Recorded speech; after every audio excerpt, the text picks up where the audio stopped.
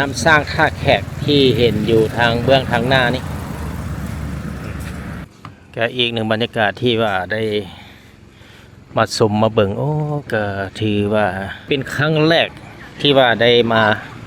พาผู้ชมมาเลาะอยู่ในขอบเขตนี้สบายดียินดีต้อนรับเข้าสู่ช่อง YouTube วิถีลาวทั่วไปวันนี้ข้าพเจ้าจะนำพาผู้ชมไปรับชมบรรยากาศยามค่ำคืนอยู่ที่เมืองท่าแขกแขวงขมวนตอนนี้ข้าพเจ้าอยู่ในบ้านท่าแขกกลางที่เห็นอยู่ต่อหน้านำสร้างท่าแขกที่เห็นอยู่ทางเบื้องทางหน้านี่เป็นนำสร้างท่าแขก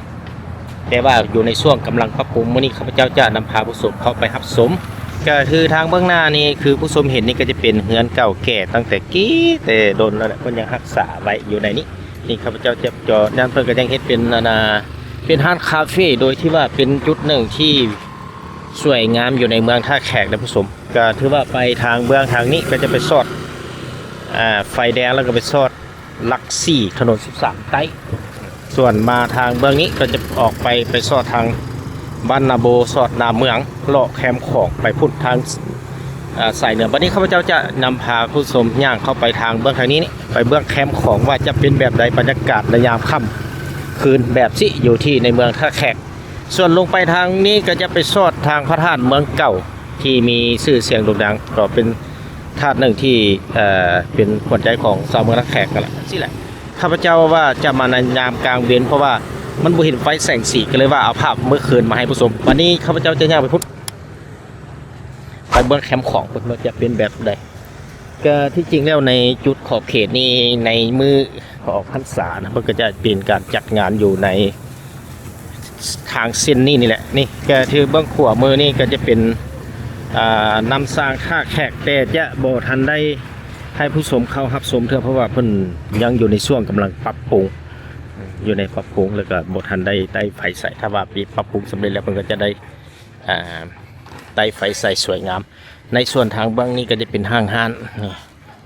บางห้างเพิ่นก็เริ่มปิดห้างละเพราะว่าตอนนี้ก็เวลาเกือบ19 โมงของวันที่30 เดือน 7 ปี 2026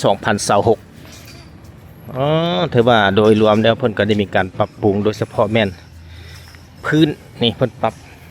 เปลี่ยนกะโหลใหม่เมื่อก่อนนั้นเป็นทางคอนกรีตนี่เพิ่นก็ได้ขยายใหม่ก็ถือว่ายังบ่ทันเสร็จสิ้นสำเร็จ 100% เท่าก็ถือว่ายังอีกหลายจุดเพิ่นจะได้มีการปรับปรุงปรับแปลงก็ถือว่าอยู่ในนี้ก็ยังขึ้นกับเขตบ้านท่าแขกกลางที่ขึ้นกับเมืองท่าแขกแขวงขมวนก็ได้มีโอกาสจะย่างรับชมในขอบเขตบริเวณนี้แหละนี่สังเกตเพราะยังมีห้างอยู่ในจุดนี้เพิ่นก็ยังบ่ทันได้เอานี่เถื่อแต่ว่าอยู่ในช่วงปรับปรุงนี่แหละก็จุดขอบเขตเดินนำสร้างท่าแขกลำพูก็เป็นอีกหนึ่งจุดได้แต่ในยามมือบุญช่วงเหือเพิ่นก็จะได้มีการเฮ็ดบอนวางสินค้าโอดอปอันนี้คำขวัญของแขกขมวนเด้อผู้ชมเด้อนี่คำขวัญแขกขมวนพระธาตุสิโคตะบองงามสง่าลำพระยามหาไสกำแพงใหญ่ภูคันนาผาหีดน้ำหนอบ่อไฟฟ้าน้ำเทิน2กองโลนาตาลน้ำรถถ้ำวีรกรรม21 มีนา 1946จึงเป็นคำขวัญแขวงขมวนก็ถือว่าไผเบิ่งบ่ทันก็สามารถหยุดวิดีโอและอ่านได้ บัดนี้จะเดินทางไปทางเบื้องทางนี้ก็ถือว่าในจุดนี้กงกันข้ามไปเบื้องนั้นเพิ่นจะเป็นแขวงนครพนมฝั่งประเทศเพื่อนบ้านก็เป็นสีมืดๆได้เพราะว่าอยู่ในช่วงก่อสร้างเด้อผู้ชมเป็นสีมืดๆจุดนี้เพิ่นก็บ่ได้ไต่ไปเพราะว่า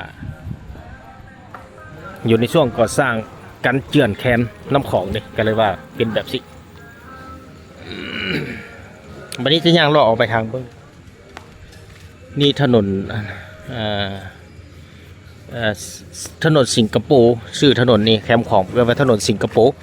ส่วนขึ้นไปเทิงเพิ่นก็จะเป็นเซ็นเตอร์พอยต์ท่าแขกอยู่ฝั่งนั้นจะเป็นเซ็นเตอร์พอยต์ท่าแขกซึ่งเป็นจุดศูนย์รวมอาหารทะเลที่มีหลายคนฮู้แล้วก็มาท่องเที่ยวกันส่วนหลายก็จะไปเซ็นเตอร์พอยต์ท่าแขกนั่นแหละ จุดศูนย์รวมอาหารทะเล วันนี้จะย่างไปทางเบื้องทางนี้นี่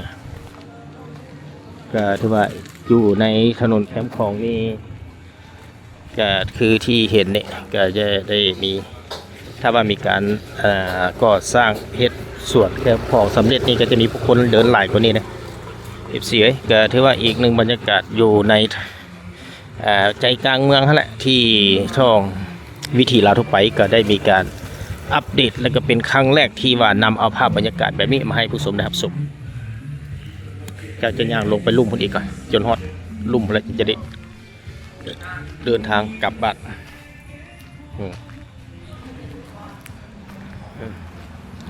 เป็นจุดเป็นห้อมเป็นจุดเป็นห้อมเป็นน้อยๆฝั่งประเทศเพื่อนบ้านเพื่อนเฮ็ดอาณาซิงซ่าแม่เขารีเวอร์ไอเบิ่งนะไปเบิ่งซูมได้สำใดก็จะให้ได้เบิ่งสำนักพุ่นอยู่ฝั่งประเทศเพื่อนบ้านพุ่น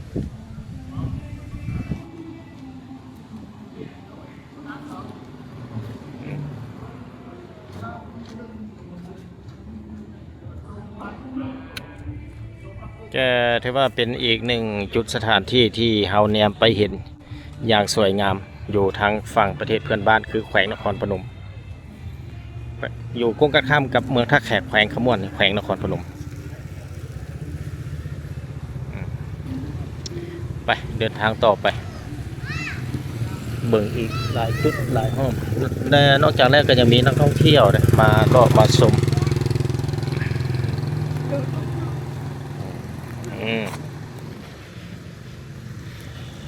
นี่ก็จะส่วนใหญ่ก็จะเป็นห้างขายเครื่องแห้งประเภทอาหารทะเลบ่ประเภทในนี้เป็นตำเป็นอื่นๆเนี่ยก็อยู่ในจุดนี้ส่วนลงไปลุ่มอีกก็จะเป็นห้างอาหารซันเซ็ตอยู่อยู่แจบนโค้งปากแม่น้ำสะขามก็จะเป็นห้างอาหารซันเซ็ตเดินทางต่อไปปกติแล้วถ้าบ่ออยู่ในช่วงก่อสร้างโครงการก่อสร้างตะฝั่งกันเจือนแคมป์ของเบื้องนี้นี่ก็จะมีผู้คนขายเครื่องอยู่ในนี่แหละอยู่แคมป์ทางย่างนี้ก็คึกคืนดอกไฟไตไฟหุ่งเสถียรแต่เพราะว่าอยู่ในช่วงปรับปรุงเด้ภายหลังก่อสร้างสำเร็จพอแล้วก็ซ่องวิธีลาวทั่วไปก็จะได้มีการอัปเดตมาให้ผู้ชมได้รับชมอีกเท่านึงนี่ก็จะเป็นฮานปิ้งไก่นาป่งเป็นให้ปิ้งไก่นาป่ง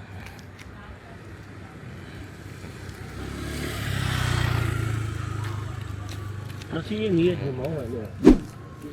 ปิ้งไก่นับป่งจะเป็นสาขาของเพิ่นเดินทางต่อไป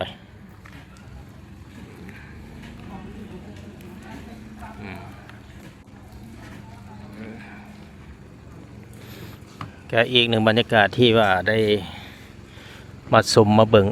ก็ถือว่าเป็นอีกหนึ่งบรรยากาศได้ผู้ชมที่ว่าได้นำมา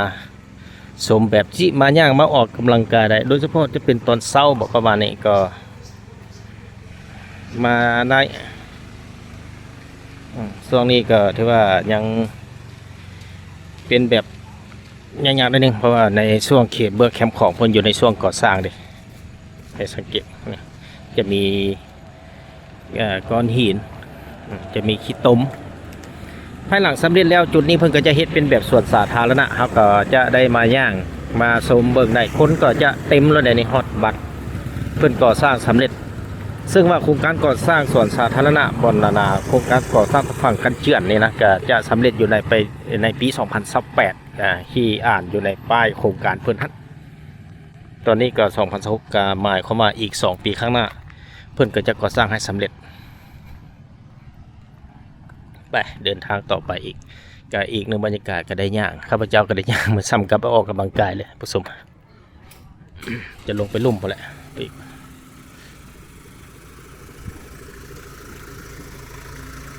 จุดนี้ก็จะเป็นห้า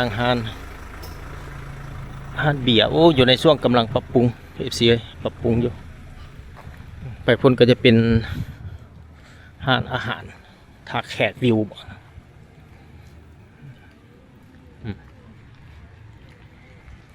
นี่ก็จะเป็นต้น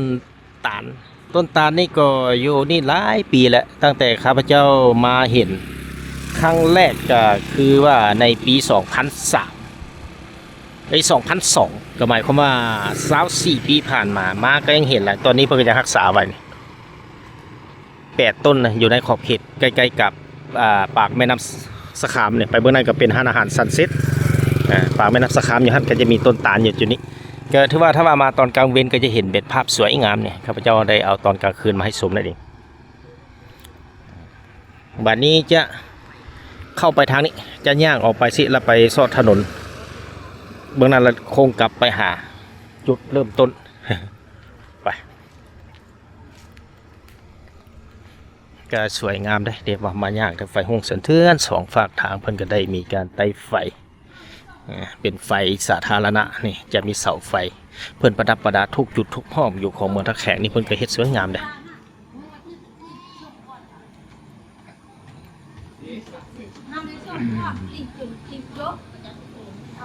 ก่อนอื่นต้องขอบใจ FC ทางภายในและต่างประเทศที่ช่วยเสียสนับสนุนช่อง YouTube วิธีเราทั่วไปเพื่อจะได้รับวิดีโอใหม่ๆมาให้ผู้ชมได้รับชมในตอนต่อไปนั่นเองเพื่อจะได้มีการอัปเดตแต่ละระยะถ้าออกไปนี่ก็ไปซ่อนนั่นคือกันไปซ่อนบนนานำสร้างท่าแขกออกไปห้อมนี่ก็ได้นี่ข้าพเจ้าจะออกไปทางบางเส้นทางใหญ่ก็จะโค้งไปหาจุดเดิม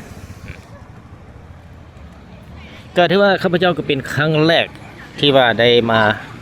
พาผู้ชมมาเลาะอยู่ในขอบเขตนี้ผ่านมาก็ถือว่ามาในช่วง บุญช่วงเหือก็บ่ได้ว่าสิมาเลาะอ้อมไปนี่สลายกับพุ่นเข้าไปเลาะเบิ่งแคมป์ของคนละแล้วตอนนั้นก็มีคนหลายนะอย่างบุญช่วงเหือออกไปซื้อพุ่นก็จะไปสอดสมสะอาดบ้านสมสะอาดพุ่นไปทางเมืองนาเป็นบ้านสมสะอาดก็ที่จริงแล้วในเมืองท่าแขกก็บ่ได้เป็นเมืองใหญ่แต่ว่ามาเบิ่งพื้นฐานห้างร้านอาหารต่างๆเนี่ยโอ้ค่อนข้างอย่าครบวงจรได้ผู้ชมไหมนี่ก็ได้ออกมาทางเส้นนี้ไปทางเบื้องนี้ก็ไปสอดพุทธพระธาตุเมืองเก่าไปพูดพระธาตุเมืองเก่าสอดวันนี้ข้าพเจ้าจะไปทางวัดกลับคืน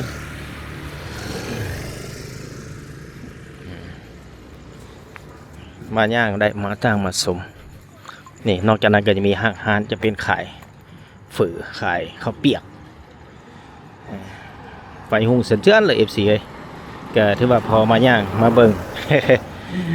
อยู่ที่เมืองท่าแขกแขวงขม่วนซึ่งเป็นแขวงหนึ่งที่อยู่ทางภาคกลางของประเทศลาวและก็เป็นแขวงที่ว่ามีสถานที่ท่องเที่ยวหลายที่สุดที่อยู่ในลาวว่าก็ได้บอกว่าจะเป็นท่องเที่ยวทางด้านธรรมศาสตร์ทางด้านวัฒนธรรมโดยเฉพาะแม่นทางด้านธรรมศาสตร์นั่นแหละจะมีหลายบอกว่าจะเป็นหินน้ำนอทางเมืองคุณคำจะเป็นหินน้ำนอ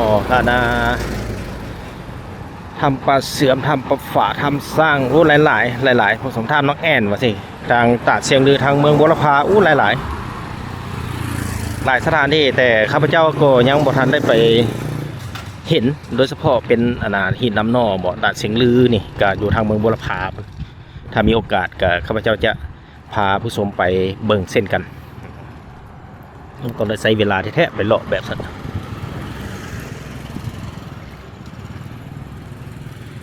ก็ถือว่าเป็นแบบนี่เป็นมื้อปกติเลย FC เด้อก็ถือว่าบ่แม่นมื้อบุญมื้อทานอย่างใดถ้าเป็นงานบุญงานทานนี่ก็จะมีผู้คนหลายกว่านี้อยู่ในขอบเขตนี้ถือว่าเป็นวุ่นวันเลยนะนี่ก็เป็นตะม่วน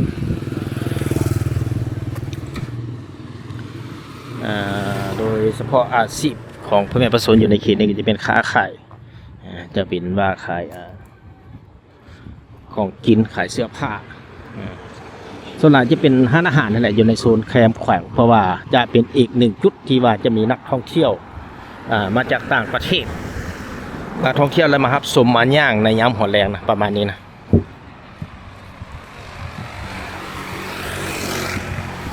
ไปเดินทางต่อไป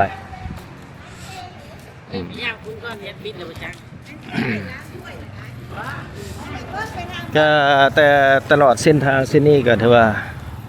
เป็นถนนหนึ่งที่กว้าง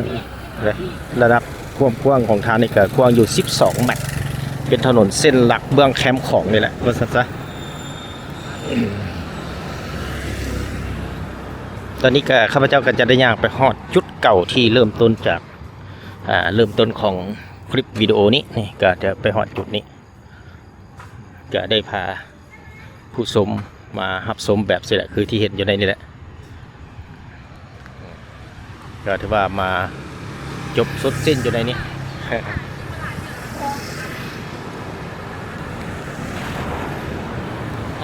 เป็นจังไดผู้ชมมาข้อนี้การนำเสนอวิดีโอตัวนี้จะขอจบเพียงเท่านี้พบกันใหม่ในตอนต่อไปขอลาก่อนเนาะนี่ก่อนนะ